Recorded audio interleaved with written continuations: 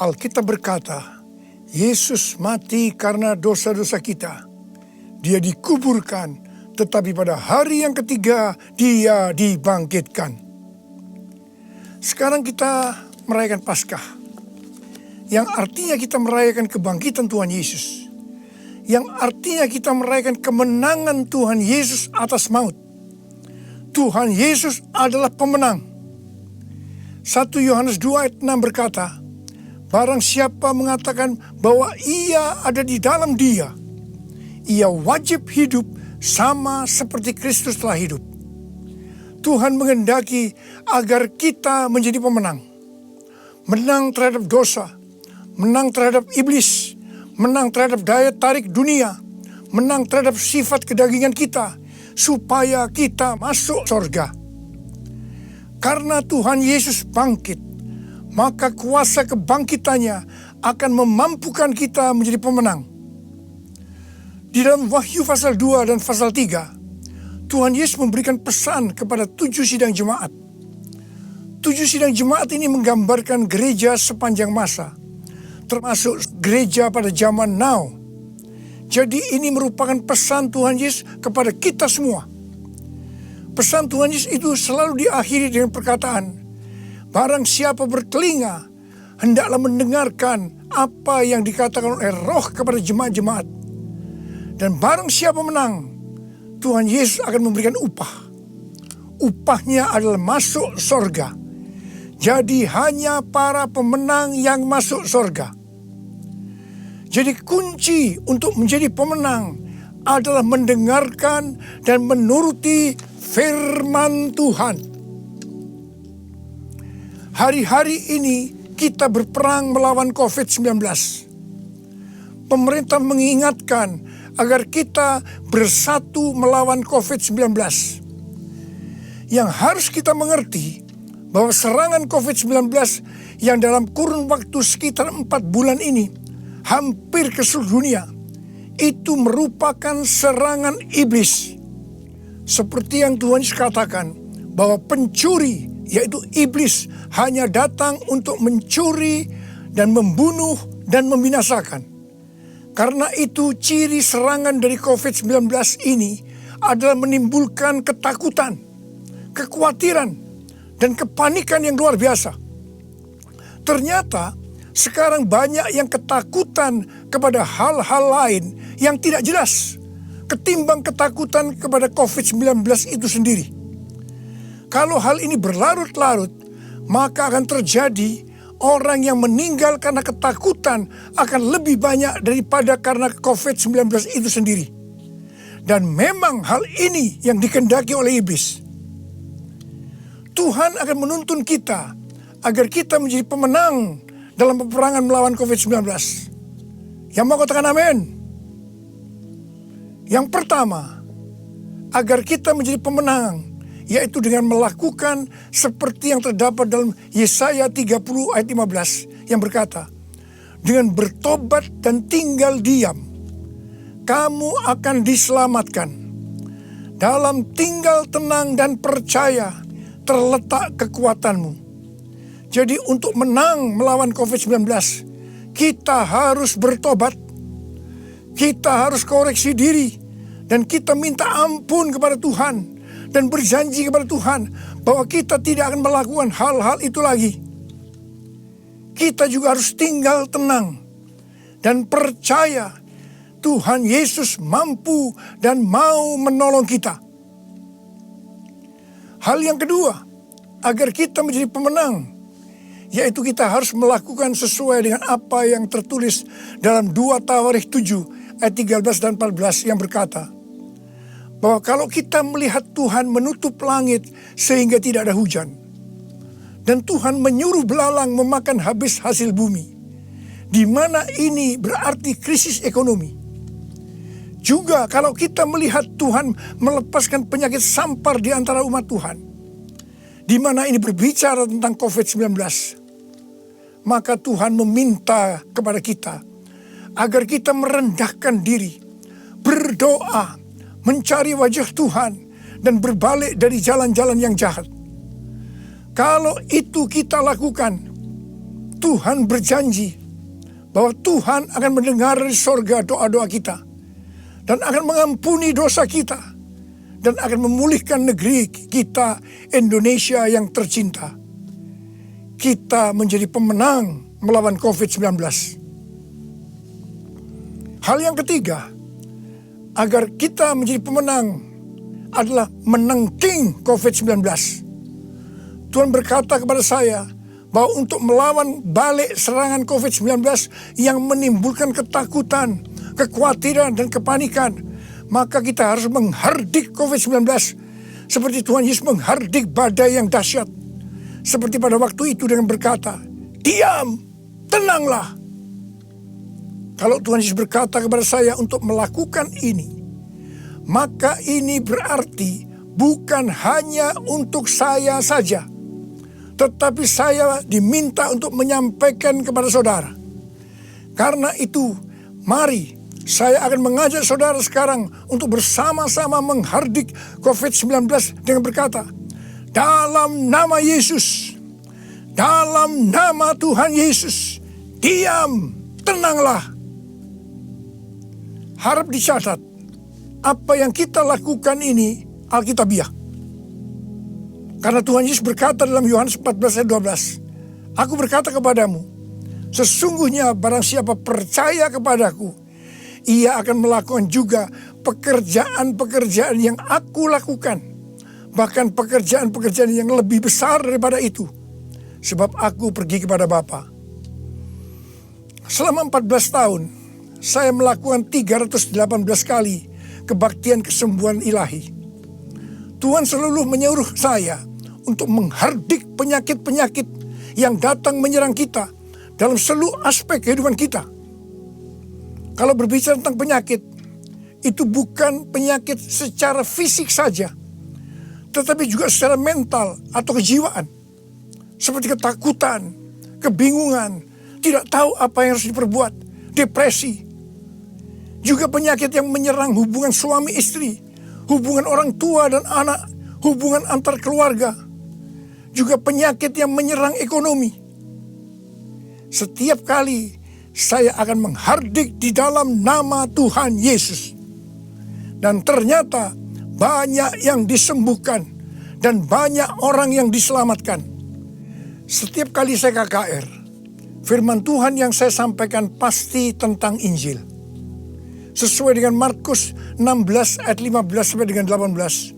Bahwa mujizat dan kesembuhan adalah tanda-tanda yang menyertai orang yang menginjil. Jadi kesembuhan yang terjadi itu dilakukan oleh Tuhan Yesus sendiri. Karena saya memberitakan Injil. Hal yang keempat, agar kita menjadi pemenang adalah melakukan seperti yang Daud lakukan. Pada zaman Raja Daud, Tuhan pernah menghukum orang Israel dengan penyakit sampar. Ada 70.000 orang yang mati. Itulah sampar ini berhenti setelah Daud melakukan dua hal. Yang pertama, Daud bertobat, minta ampun sungguh-sungguh kepada Tuhan. Dan yang kedua, Daud membuat mezbah dengan membayar harganya. Jadi pada waktu Daud membuat mezbah di tanah Arauna, orang Yebus itu, Arauna berkata kepada Daud bahwa dia yang akan menanggung semua biaya pembuatan mezbah dan untuk korban bakaran. Tetapi Daud menolak dan dia berkata bahwa dia akan membuat mezbah dengan cara membayar harganya. Saya percaya COVID-19 akan dikalahkan kalau gereja-gereja Tuhan membuat mezbah doa, pujian, dan penyembahan dengan membayar harga. Yaitu gereja harus hidup dalam kesatuan hati, unity. Jadi, gereja jangan saling menyerang, gereja jangan saling menyalahkan, gereja jangan saling menjelekkan, gereja jangan saling menghakimi. Mari kita melakukan seperti yang pemerintah anjurkan, yaitu bersatu melawan COVID-19. Hal yang kelima, agar kita menjadi pemenang, adalah dengan kita memuji dan menyembah Tuhan. Paulus dan Silas di penjara karena menyembuhkan anak perempuan yang mempunyai roh tenung. Paulus dan Silas dicambuk, tangannya dibelenggu, kakinya dipasung, dan ditempatkan dalam penjara bagian tengah dengan penjagaan yang ketat. Pada waktu tengah malam, mereka menyanyikan puji-pujian kepada Tuhan dengan suara keras, sehingga orang-orang hukuman lain mendengarkan mereka. Tiba-tiba terjadilah gempa bumi yang hebat. Sendi-sendi penjara goyah, dan seketika itu juga terbukalah semua pintu, dan terlepaslah belenggu mereka semua. Paulus dan Silas bebas. Mungkin ada di antara saudara yang terbelenggu, terpasung oleh ketakutan, kekhawatiran, kepanikan karena pandemi COVID-19. Saudara harus banyak memuji dan menyembah Tuhan, seperti yang dilakukan oleh Paulus dan Silas. Paulus dan Silas melakukan apa yang disebut dengan korban pujian atau korban ucapan syukur. Sesuai dengan 1 Tesalonika 5 ayat 18. Maka kita harus mengucap syukur di dalam segala hal, yang berarti baik enak maupun tidak enak. Karena itulah yang dikehendaki Allah dalam Kristus Yesus bagi kita. Untuk melakukan korban pujian atau korban ucapan syukur itu tidak gampang. Kita perlu belajar dari Daud, seperti yang Daud lakukan dalam Mazmur 103 ayat 1 yang berkata, "Pujilah Tuhan, hai jiwaku. Pujilah namanya yang kudus, hai segenap batinku." Itu artinya kita memerintahkan kepada jiwa kita untuk memuji Tuhan. Terus perintahkan, meskipun itu terasa berat, sampai kita bisa memuji Tuhan. Dan saudara akan menang melawan COVID-19. Saudara juga bisa menyanyikan lagu, "Hati yang gembira adalah obat yang manjur." Ada banyak ayat dalam Alkitab yang mengatakan bahwa kita harus bersuka cita. Kita harus bergembira. 1 Tesalonika 5 ayat 16 berkata, "Bersukacitalah senantiasa."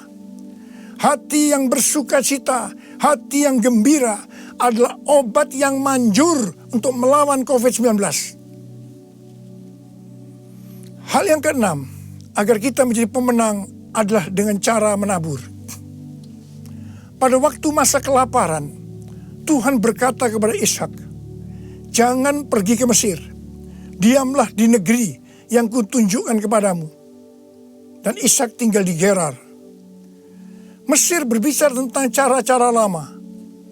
Di dalam menghadapi kelaparan, Tuhan berkata kepada Ishak, "Jangan pakai cara-cara lama, tapi harus pakai cara Tuhan." Setelah itu, apa yang Ishak lakukan? Pada tahun itu juga, yang berarti pada masa kelaparan, Ishak menabur. Saya percaya ini suatu tindakan yang tidak gampang untuk dilakukan, karena benih yang ditabur adalah persediaan untuk mereka makan. Tetapi Ishak pakai itu sebagai benih untuk ditabur. Karena Ishak melakukan apa yang Tuhan kehendaki, maka dikatakan Tuhan memberkati Ishak. Sehingga pada tahun itu juga Ishak mendapatkan hasil 100 kali lipat. Ishak menjadi kaya, bahkan kian lama kian kaya, sehingga ia menjadi sangat kaya. Hari-hari ini kita berada dalam krisis ekonomi sebagai dampak dari pandemi COVID-19. Justru pada waktu krisis ekonomi ini, kita perlu bersama-sama bersatu, menabur untuk menjadi berkat bagi sesama, seperti mengadakan bakti sosial, menyediakan APD bagi tenaga medis, dan lain-lain. Saya percaya ini yang dikehendaki oleh Tuhan. Dan saya percaya seperti Tuhan memberkati Ishak, saudara juga akan diberkati dalam krisis ekonomi ini. Berarti saudara menang atas dampak yang diakibatkan oleh COVID-19, yaitu krisis ekonomi.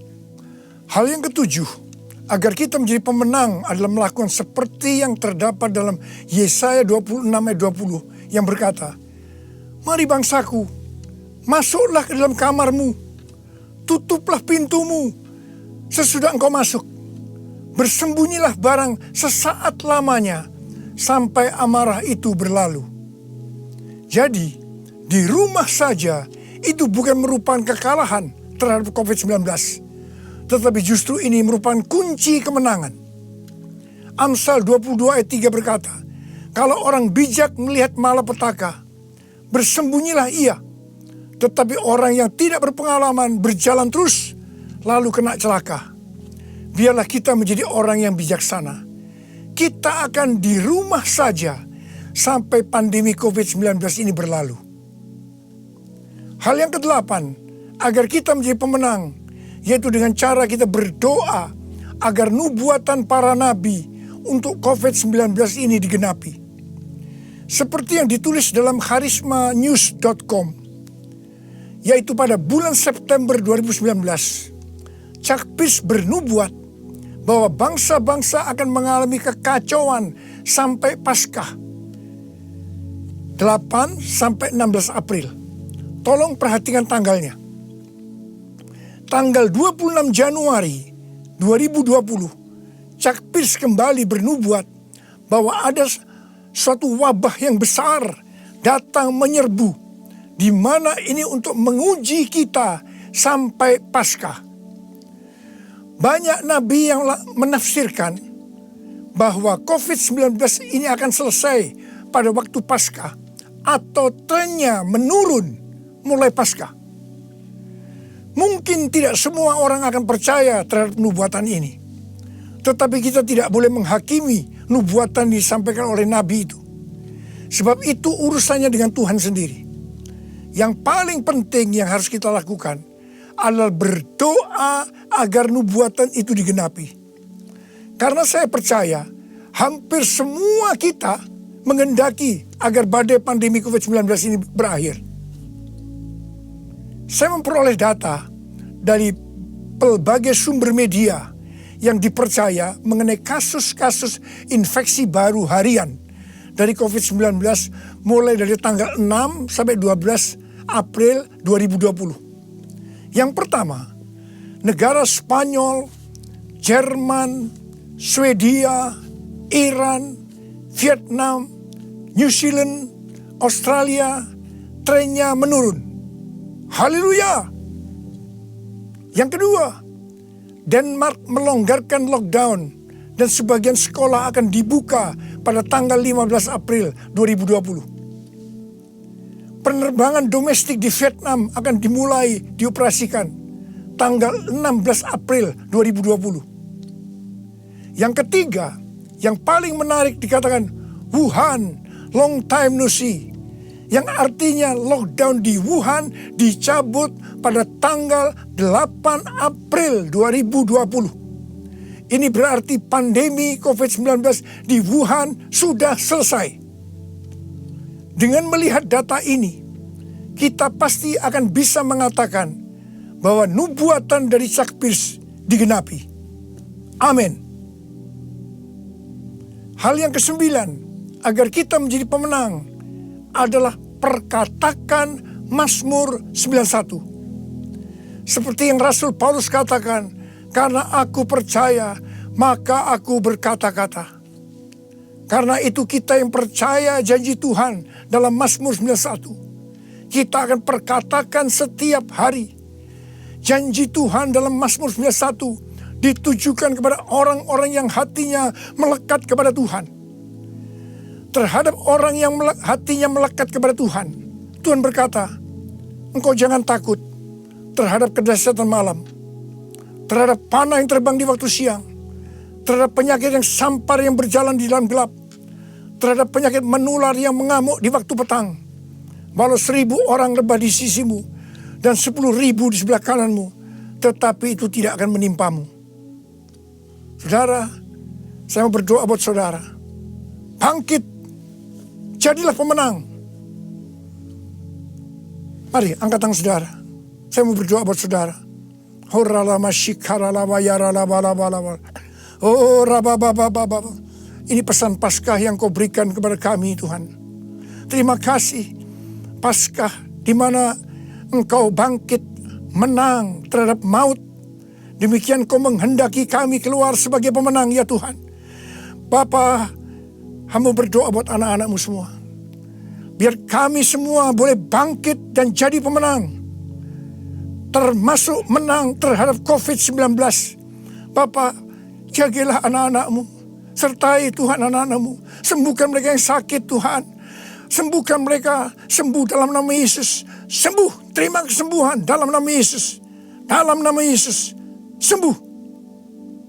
Amin.